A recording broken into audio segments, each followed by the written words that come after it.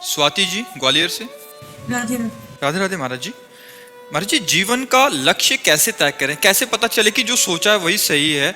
जीवन में इतने उतार चढ़ाव हैं, कभी लगता है जो हो रहा है वही। जीवन का लक्ष्य क्या है पहले ये तो समझिए। क्या रुपया जीवन का लक्ष्य हो सकता है? मकान हो सकता है, भोग हो सकते हैं। जीवन का लक्ष्य परमात्मा है। जीवन का लक्ष्य जगत नहीं है। जगत जीने के लिए है। जैसे हमें जीवन साथी चाहिए जीने के लिए, वो हमें अन्य योनियों में थोड़ी मिल पाएगा। मतलब हमारा ये शरीर छूटा तो हमारा पति हमारे साथ जाएगा, ये असंभव, ऐसा हो ही नहीं सकता। रुपया बैंक बैलेंस यहीं रह जाएगा, मकान यहीं रह जाएगा, जो आपकी पढ़ाई लिखाई पद है वो यहीं रह जाएगी, विस्मृत हो जाएगी शरीर छूटते ही। तो अगर हमने ये सब लक्ष्य बनाया तो परिणाम में तो सब व्यर्थ ही गया ना। परिणाम में तो कुछ हाथ नहीं लगा। अगर हमने परमात्मा को लक्ष्य बनाया और जीने का ढंग ये बना लिया तो बढ़िया हो जाएगा। हम भगवान का नाम जप करते हुए अपने पति में परमात्मा को देखें, अपने पुत्र में परमात्मा को देखें, समाज में परमात्मा को देखें, अच्छा व्यवहार करें। जो हमें पद मिला है, जो हमें धर्म मिला है, जैसे आप किसी की बहन है, आप किसी की पत्नी है, शादी ना हुई तो हम भागवतिक भाव फिर स्वीकार करके ब्रह्मचर्य से भगवान से अपना संबंध माने। भगवान को हम पुत्र मान सकते हैं, भगवान को हम पिता मान सकते हैं, भगवान को हम माँ मान सकते हैं। भगवान ही तो दुर्गा रूप में है। भगवान को हम अपना पति मान सकते हैं। जो संबंध चाहो भगवान से कर सकते हो। तुम्हें वो माता च पिता, तुम्हें वो बंधुश्च सखा, तुम्हें वो विद्या द्रविणं, तुम्हें वो सर्वम मम देव देव। पर यदि शादी ना करे तो ब्रह्मचर्य पर ध्यान देना चाहिए। फिर इधर उधर गंदी बातें अगर मन में रही तो फिर वो लक्ष्य नहीं बना पाएगा। भले सन्यासी वेश ना हो, लेकिन अंदर से संयम, नियम, पवित्रता, ब्रह्मचर्य, तो वो परमात्मा का लक्ष्य बन जाएगा। या तो गृहस्थ धर्म से चले तो परमात्मा का लक्ष्य बन जाएगा, या विरक्त धर्म। दो ही धर्म है हमारे यहाँ प्रगट में, निवृत्ति धर्म और प्रवृत्ति धर्म। प्रवृत्ति धर्म गृहस्थ और निवृत्ति धर्म विरक्त। तो यदि हम ब्याह ना करें तो हम गृहस्थ धर्म में नहीं गए, तो हम आजीवन ब्रह्मचर्य का नियम लें।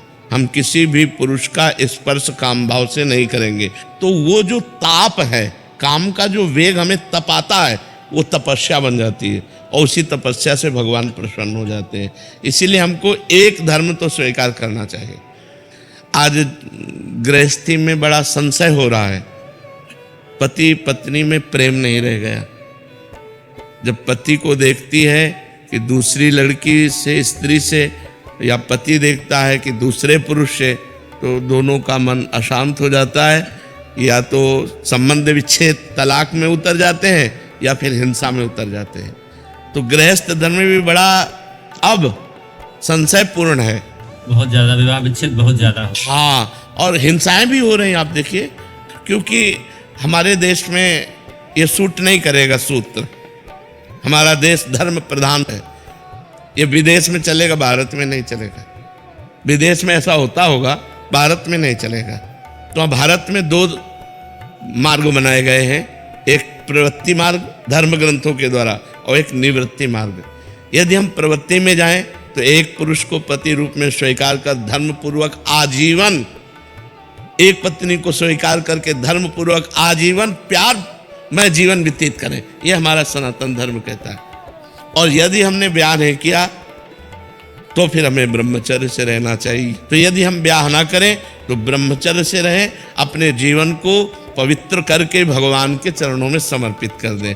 जैसे भीष्म जी ने अंतिम समय भगवान श्री कृष्ण से कहा, हे श्री कृष्ण, ये मेरी बुद्धि रूपी कुंवारी कन्या आज तक किसी का वर्ण नहीं किया, अब अंतिम समय है, हे श्री कृष्ण, मेरी इस बुद्धि को आप स्वीकार करें, क्योंकि आज तक मेरी बुद्धि कभी विषयों में दूषित नहीं हुई। ये पतिव्रता है, आप इसे स्वीकार करें। तो हम अपने जीवन रूपी धरोहर को, ये धरोहर है भगवान की, यदि हम ब्याह ना करें तो इसे ब्रह्मचर्य से पवित्र रखते हुए भगवान के चरणों में समर्पित कर दें। भले भेष न बदले, लेकिन उद्देश्य तो बदल ही जाना चाहिए। अगर उद्देश्य न बदला तो ब्याह न करने का मतलब फिर क्या रह गया। ना आप गृहस्थी रह गए ना आप विरक्ति रह गए, तो ना इधर के ना उधर के, दोनों तरह से चले गए। गृहस्थी में कम से कम एक धर्म का पालन, विरक्ति में अपने धर्म का पालन। तो जो पुरुष या जो स्त्री ब्याह ना करे उसे ब्रह्मचर्य का आश्रय लेकर, भले समाज में रहे, ब्रह्मचर्य का आश्रय लेकर पवित्र जीवन व्यतीत करते हुए समाज सेवा करनी चाहिए।